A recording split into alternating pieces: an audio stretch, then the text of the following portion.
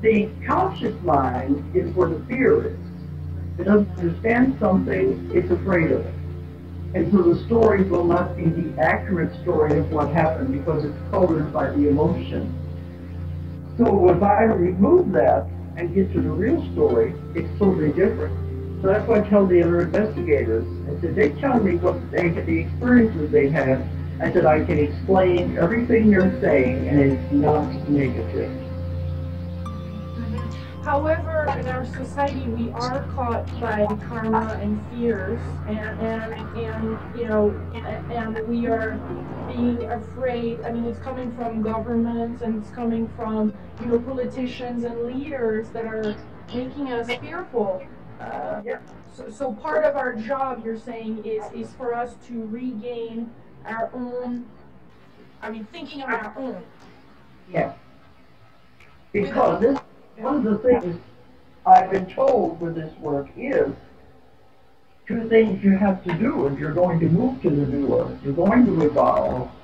You have to get rid of karma. Because karma serves no purpose. It ties you into this wheel. You have to keep coming back again and again and again with the same people and the same circumstances. Only next time it's even going to be worse than it is now if you don't work it out. So the idea is to get rid of the karma. This means forgiving and letting go. And a lot of people say, I can't forgive that person, you don't know what they did to me. But that's still holding on to karma, and it only affects you. So what if your parents treated you horribly when you were growing up? So what if you had a drunken husband who beat you? Let it go. It serves no purpose. What did you learn from the situation? Everything that happens to you in your life is a lesson. And if you learned one thing from it, that was the purpose of it. If people say, well, I didn't learn anything, well, then they're going to have to repeat it again. This is what karma is. Because this is the school. This is where you can't skip a grade, but you can have to repeat a grade if you don't get it right, don't understand it the first time. And they say, they don't care how long it takes you to learn the lesson in this grade. You have eternity to learn it. But you want to take eternity working on one little part, or you want to move on so you can graduate. That's what it's all about. Everybody has bad things that happen in their life. That's part of the lessons. And I hear it all. I hear people, all the stories that people tell me when they come to see me. But I tell them, what did you learn from the situation? Many of them don't even look at it that way. If they learned one thing, that was the purpose for the whole thing. So you have to look at what happened to you when you were a child. What did it teach me? Some of the cases I've had where the people were sexually abused as a child, they were beaten every day. When we do the session, it comes up and says, they learned how to survive. They learned how to grow. They learned how to be on their own. So everything, even though it has a negative connotation to it, will have a positive lesson if you look for it. So you have to forgive that person, release them, and let them go. And this doesn't mean you have to do it consciously, because it's hard to do. Yeah. Also, some of the people that you're having problems with may have already died, and you're still holding on to that. So what is the best way to do that? Is it to be in front of the mirror or write a letter or just talk out loud? I mean, how can we do it really from a hard, deep level, sincere, authentic, to release all that? What's your best technique? I tell people, because you can't do it face to face, it's too hard. Mm-hmm. You died, you can't do. So I tell people, get for themselves and do it mentally. Picture the person. You've got to remember that when you came into this life, you signed contracts with people. Mm-hmm. You realize, but this is part of your plan when you come to Earth. You make a plan and you make contracts with different people. This is what we hope to accomplish this time. Well, what I tell them to do is visualize this other person and say to them, we tried, we really tried, it didn't work. And see yourself tearing up the contract and throwing it away. And when you do that, you say, I forgive you, I release you, I let you go. You go your way with love, I'll go my way. We don't have to be connected anymore.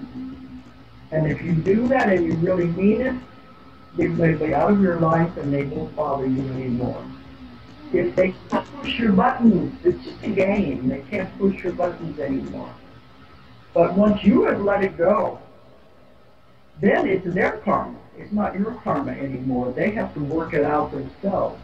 But that's what I've been told. Tell people to get rid of the karma, forgive and release and let it go. It's hard. I know it's not easy. But this is something you must do if you want to progress onward. Otherwise, you're dragging all this baggage and garbage along with you from lifetime to lifetime. You've got to get rid of it. But then you have to forgive yourself. Yeah. Remember, it takes two people to create any kind of a situation. It's hard too. You don't want to admit you have anything to do with it. But once you do that, you do all the releasing, then you'll get rid of the old karma. It can't affect you anymore. And try not to make any more karma, because we don't want to drag any more of this into the next life. So is there a dialogue too that we could have with our soul about that? Yeah. Okay. Myself, for anything I might have done, anyone I may have hurt, even though I didn't realize I was hurting them, and I forgive myself. This is very important right now. Then the second thing you have to do is let go of fear. Yes. So fear is the strongest emotion a human has. You don't understand something, you're afraid of it. Fear is paralyzing. Mm-hmm.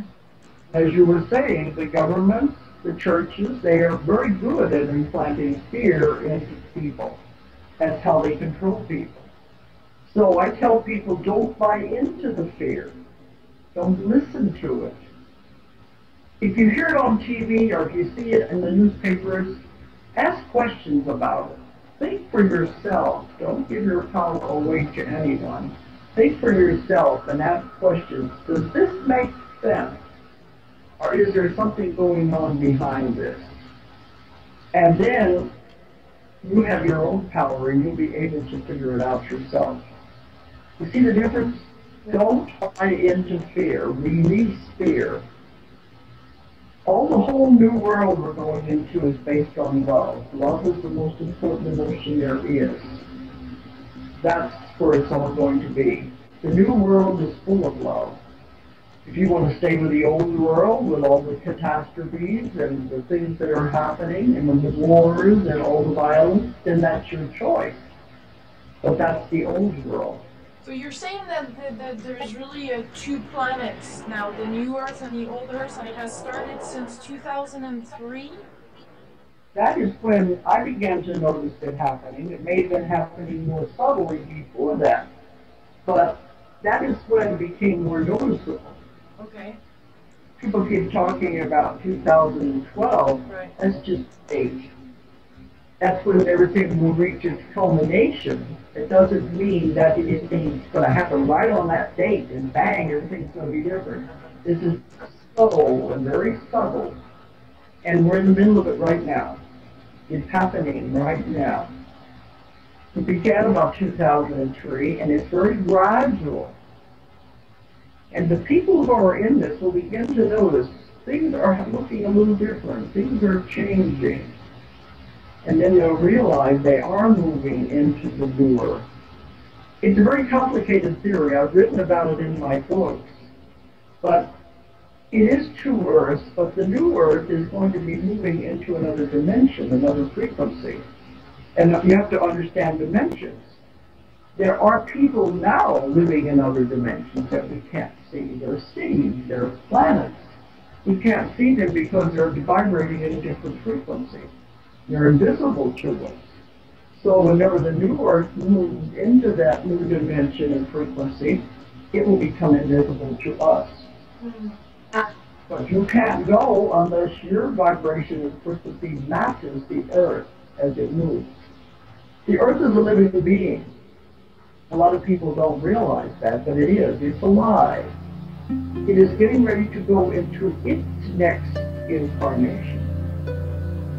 That's why it's evolving, it's moving on. It doesn't care if the human race goes with it or not. We're really a nuisance to it. We're like on a dog. And they just assume we didn't go with it because look what we're doing to the earth. But if you want to go with the new world and not stay with the old world, you have to, your frequency and vibration has to change to match it. And that's happening now, and there's no way you can change it. Will we go maybe back and forth with the one and the other? Right now we are. We are already. We're doing it now.